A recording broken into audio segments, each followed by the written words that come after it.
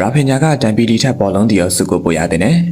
ဒီနေ့ဘောလုံးရာသီမှာ PSG ကချန်ပီယံလိဖလားကိုစုခုသွားနိုင်ခဲ့တာကြောင့်ထုံးစံအတိုင်းဖလားရတဲ့အသင်းကကစားသမားဖြစ်တဲ့တန်လီပီကပဲဘောလုံးတီရောစုကိုရယူနိုင်ဖို့အတွက်နာမည်ကြီးရေးပန်းစားနေပါတယ်။တကယ်တော့ဘောလုံးတီရောစုတို့ FIFA တပတ်စုလို့ဆိုတာကတူဦးကျဲဆက်ဆောင်ရေးကိုကြည့်ပြီးတော့ပြီးတဲ့တကူရောစုတွေဖြစ်ပါတယ်။ဒါကြောင့်အသင်းလိုက်စုဖလားအောင်မြင်မှုတစ်ခုတည်းကိုပဲကြည့်ပြီးဆုံးဖြတ်တာမျိုးကကစားသမားတွေအတွက်နစ်နာမှုရှိစေပါတယ်။ယခုနှစ်ချန်ပီယံလိမှာအကောင်းဆုံးကစားသမားကဘယ်သူလဲလို့မေးရင်အားလုံးကတန်ပီလီလို့ပဲတညီတညွတ်ထဲဝိုင်းပြောကြမှာပါ။တန်ပီလီလက်တကယ်ကောင်းခဲ့ပါတယ်။ဒီနေ့ဘောလုံးရာသီကတန်ပီလီရဲ့ကစားသမားဘဝမှာအကောင်းဆုံးဘောလုံးရာသီလို့တောင်ပြောလို့ရပါတယ်။ရာသီတစ်လျှောက်လုံးမှာတန်ပီလီကသူ့ရဲ့အရေးပါတဲ့သွင်းကိုတွေနဲ့အသင်းကိုကောင်းစွာထပ်တင်ပေးနိုင်ခဲ့ပါတယ်။16သိန်းအဆင့်မှာတွေ့ကြရတဲ့လီဗာပူး၊စီမီမှာတွေ့ကြရတဲ့အာဆင်နယ်တို့နဲ့ပွဲစဉ်တွေမှာဆိုရင်တန်ပီလီရဲ့သွင်းကိုတွေကအခရာကျခဲ့ပါတယ်။ဒါပေမဲ့ဒီလိုဆန်းဆောင်ရည်မျိုးလောက်နေပဲတန်ပီလီကိုယခုနှစ်ချန်ပီယံလိရဲ့အကောင်းဆုံးကစားသမားလို့သတ်မှတ်တာကြီးကနည်းနည်းတော့များပါတယ်။တခြားကစားသမားတွေပေါ်တရားမျှတမှုမရှိဘူးလို့ထင်ပါတယ်။တန်ပီလီကယခုနှစ်ချန်ပီယံလိမှာသွင်းကို8ကိုနဲ့ဂိုးဖန်တီမှု6ကြိမ်ရှိတာခဲ့ပါတယ်။ဒါပေမဲ့စီမီနဲ့ပဲကျန်တဲ့လိုက်ရတဲ့ရာဖင်ညာကတော့ယခုနှစ်ချန်ပီယံလိမှာသွင်းကို73ကို